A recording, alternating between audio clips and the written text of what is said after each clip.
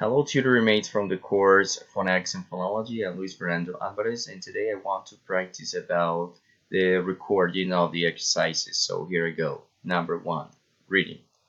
Emotions are states or feelings that are often intense, last for only a short time, and are clearly directed at or caused by someone or some circumstances.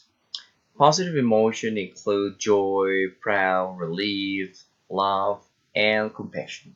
We must share positivism and joy to others by always training to be positive and cheerful.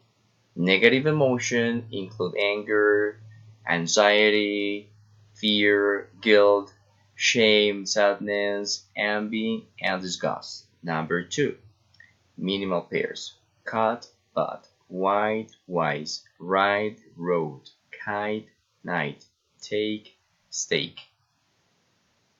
Cut, cut, peel, bean, till, peel, teach, peach, day, a, dig, big, deal, peel, duck, buck, date, wait, toll, call, tool, cool, tape, cave, toad, code, town, gown, tie, guy, tap, gap, tool, goal, tag, gag, table, gable, tin, fin, tail, fail, ton, fun, tick, vic.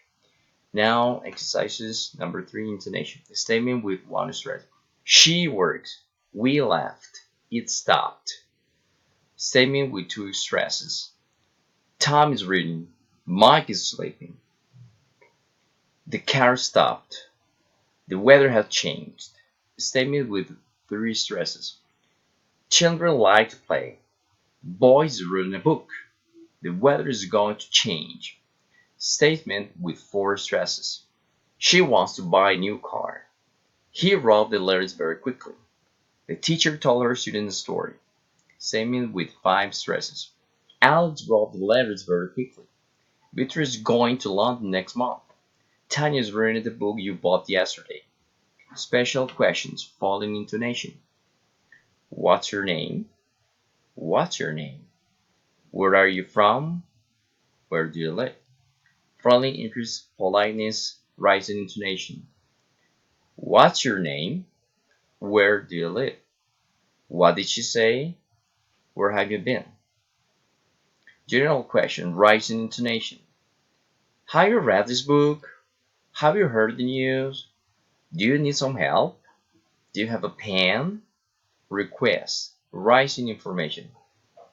May I speak to Al, please? Could I speak to Michael, please?